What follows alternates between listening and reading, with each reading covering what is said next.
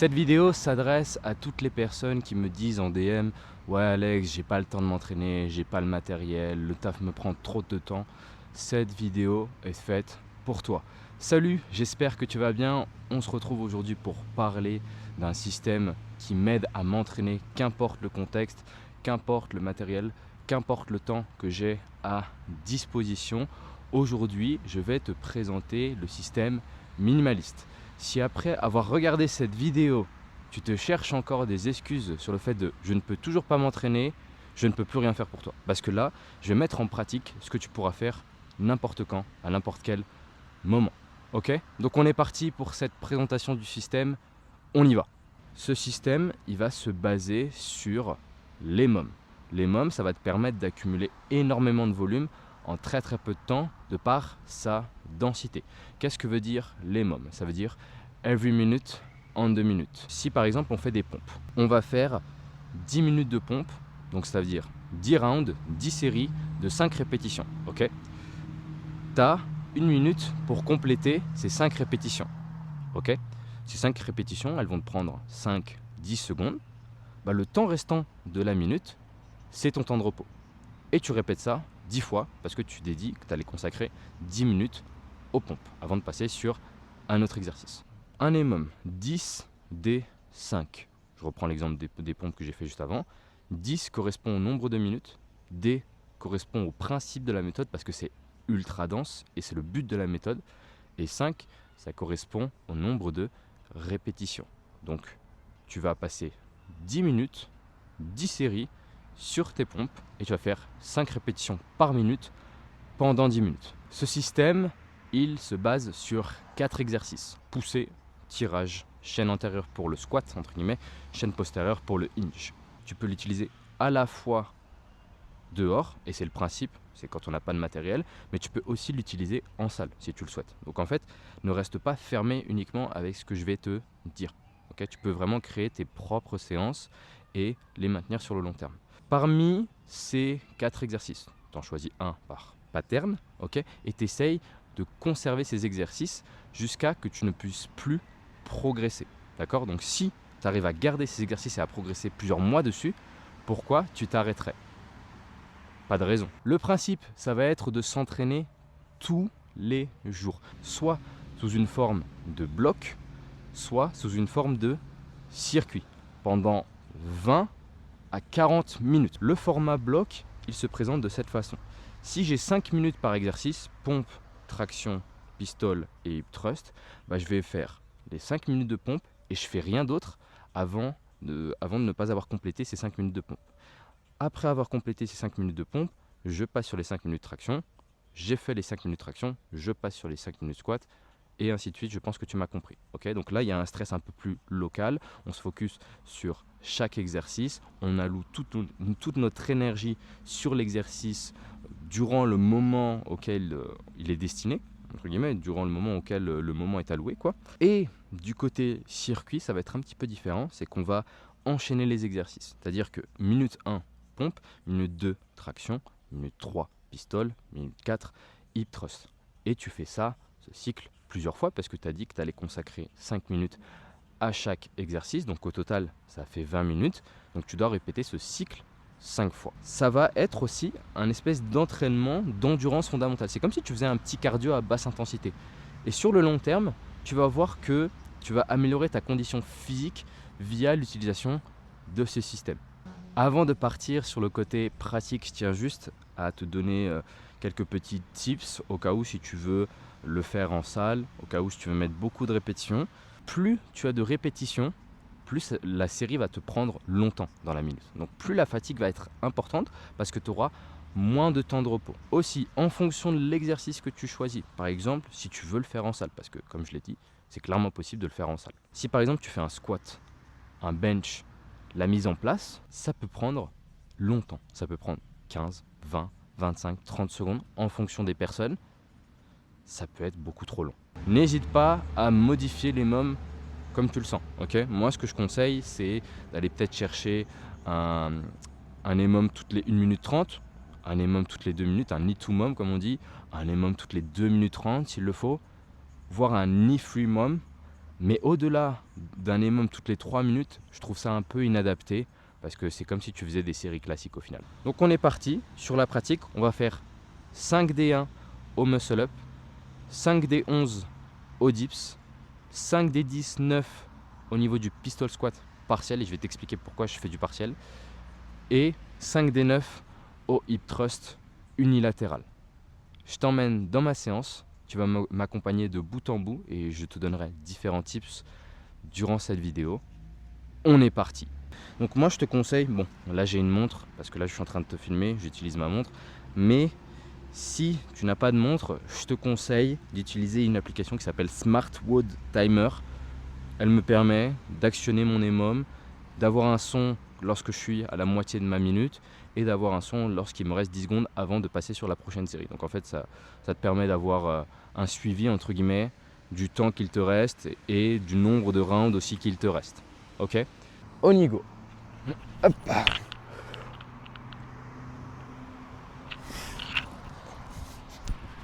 Hop. Je te conseille franchement de revoir vraiment à la baisse lorsque tu construis tes premiers programmes. Parce que toi, ton but, ça va être de progresser tous les jours. Ok, de progresser tous les jours.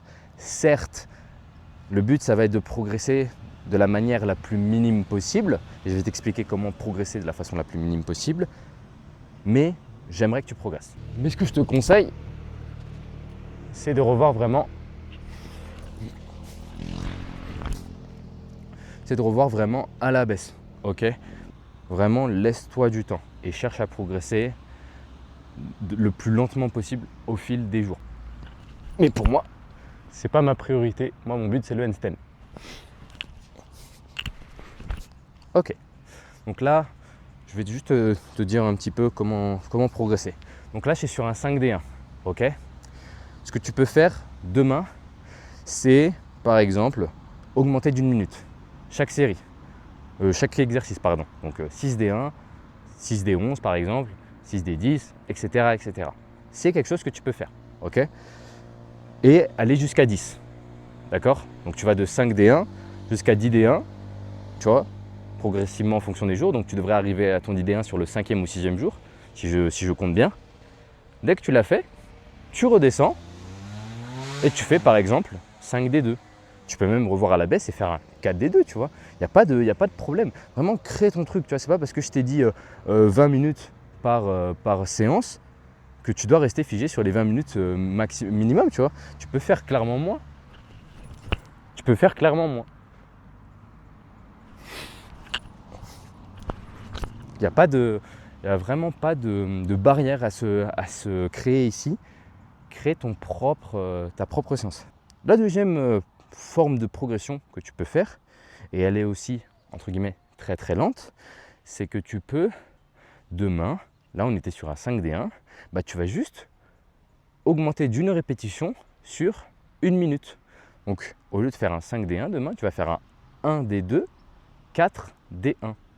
Une minute avec 2 répétitions, comme je l'ai dit, et les 4 dernières minutes qui restent à une répétition. Et tu peux progresser comme ça également, jusqu'à arriver à un 5D2. Et ensuite, après, tu peux voir la façon dont tu veux progresser. Bon, je fais juste ça.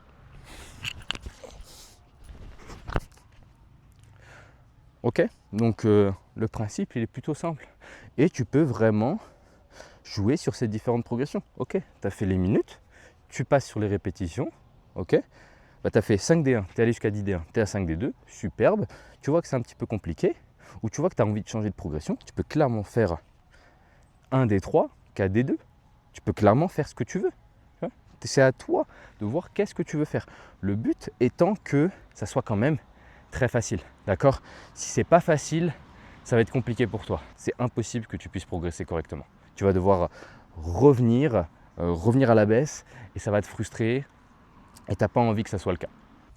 Deuxième exercice, on se retrouve sur les dips. Donc là, je dois partir dans 5 secondes. Bam, on y va.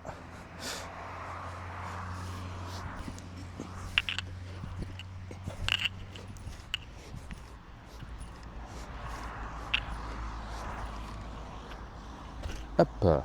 Donc là, la série, elle m'a pris 10 secondes. Comme je l'ai dit, j'ai 50 secondes de temps de repos parce que c'est le temps restant dans la minute. Ok ? Donc là, en vrai, sur le muscle up, je t'ai un peu présenté les manières de progresser lorsque tu es au poids du corps.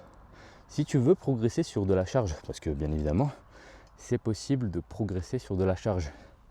Et si tu veux progresser uniquement sur de la charge, je te conseille de faire un truc.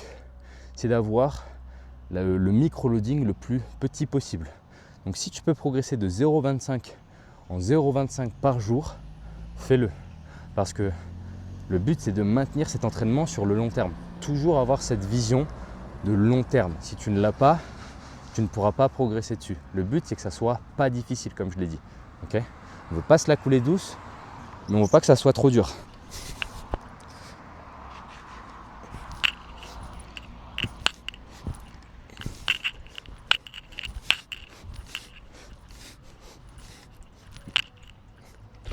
On passe sur la 3e minute. On y go.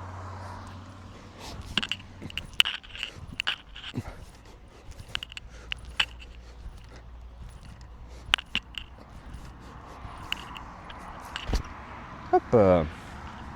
Mais ça me permet de te dire, vu que là je parle souvent d'intensité et tout ça, ce système-là, si tu veux performer sur un jour J, ne le fais pas, ne l'utilise pas. C'est pas le but du tout. Là, le but c'est de pouvoir progresser le plus continuellement possible, si je peux dire. Vraiment, progression linéaire à mort, tu vois. Mais qu'elle soit la plus minime possible. Alors que lorsque tu viens faire une prépa spécifique à une compétition, tu as des blocs qui vont être mettre en place avec différentes intensités, différents volumes, etc., etc. Le niveau de fatigue va augmenter, va chuter, ton niveau fitness va augmenter, va chuter.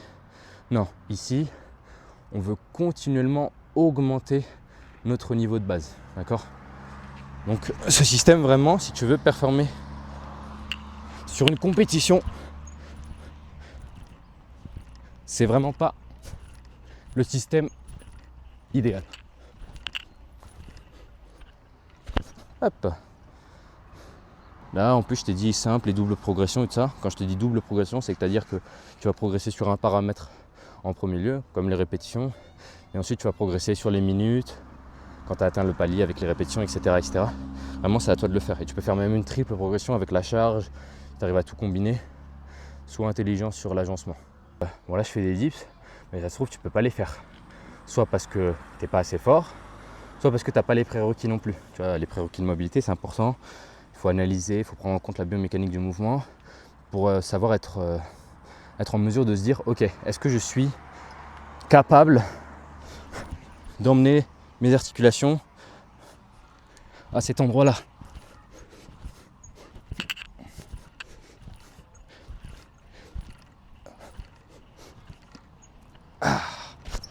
Ok, on va passer sur les pistoles.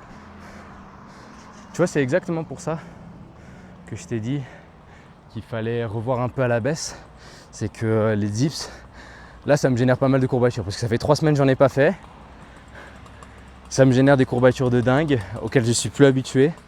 Donc tu vois, hier j'ai fait 5 des 10. Peut-être que c'était trop. Ok, là je l'ai ressenti. Peut-être que pour l'instant c'était trop. Bon, après, le corps s'adapte. Mais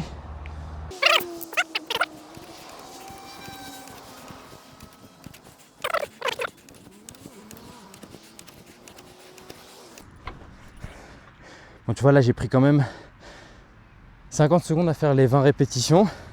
Donc là, tu vois, c'est peut-être que c'est quelque chose que tu n'avais pas prévu. Je pensais pas que ça allait prendre autant de temps. Dans ce cas-là, tu peux adapter et peut-être rallonger sur le moment même. Parce que là, franchement, si je pars tout de suite, j'ai trop peu de récup. Après, ça peut servir aussi. À voir. En tout cas, tu vois là je fais 20 reps. Ah, c'est cardio. Donc tu vois que sur le long terme, ça te développe.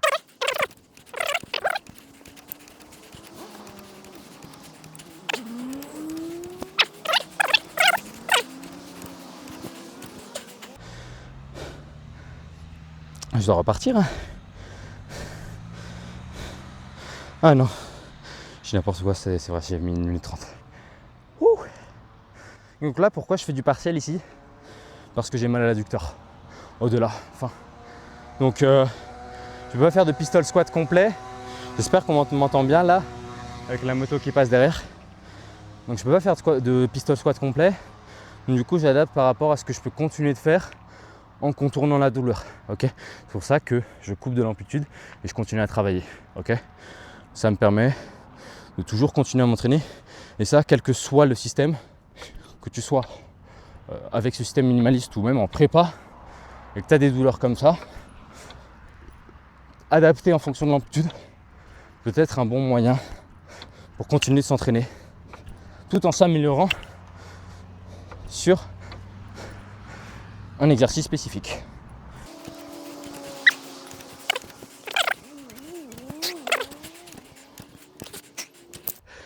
Ouh, c'est peut-être allé un peu trop vite sur la progression pour être honnête avec toi. J'avais commencé sur un 5D5, 31 juillet. Je suis sur un 5D10 quasi. Peut-être que je suis allé un peu vite. Donc c'est cool de pouvoir te montrer aussi les aléas de la pratique. Parce que des fois tu peux pouvoir bien planifier et pourtant tu es peut-être allé trop vite.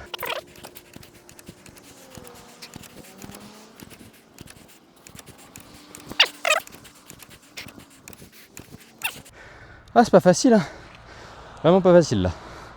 Mais ça conditionne bien au niveau du cardio. Conditionne vraiment bien.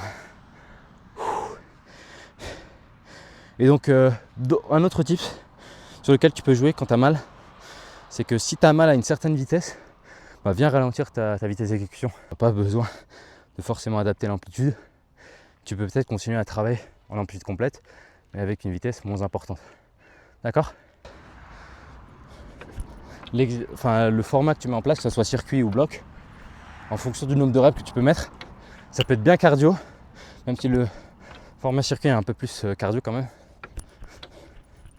Celui-là, il fait aussi bien transpirer, hein.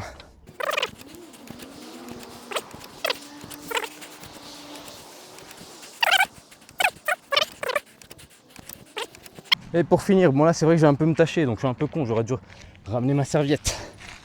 Et on va faire un peu du deep thrust unilatéral.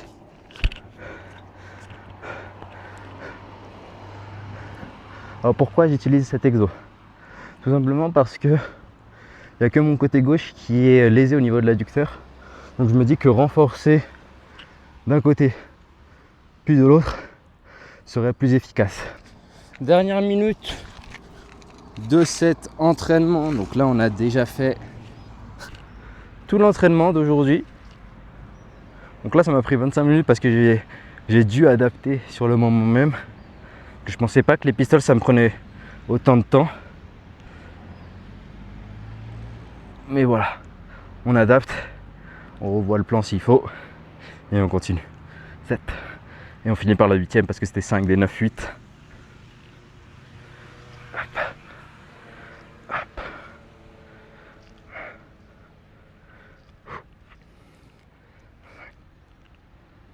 6, 7 et 8. Ouh. Voilà tout pour cette vidéo. N'hésite pas à me dire si ça t'a plu. Et si tu as besoin de mon aide pour construire tes premières séances, n'hésite pas à m'en faire part. Je suis toujours disponible sur Instagram. Tu auras mon lien en bio. Ok. Et je voulais juste te faire un petit rappel juste sur l'agencement des exos. Privilégie les points faibles si tu en as. Privilégie les mouvements sur lesquels tu veux progresser en premier. Et si tu fais par exemple du muscle-up et que c'est ta priorité, fais-le en premier. Mais même si ce n'est pas ta priorité et qu'aucun des exercices n'est ta priorité entre guillemets, mets toujours les exercices explosifs en premier parce que c'est ceux qui nécessitent le plus de fraîcheur. Ok? Donc voilà, je voulais juste te rappeler ça. Donc n'hésite pas à partager, à t'abonner, à commenter si ça t'a plu. Et si tu veux aller plus loin, intégrer du travail de mobilité par rapport aux prérequis de ta pratique sportive et même du travail de pliométrie, contacte également par Instagram et on pourra convenir d'un appel pour que je puisse t'aider. Allez, je te souhaite une bonne journée.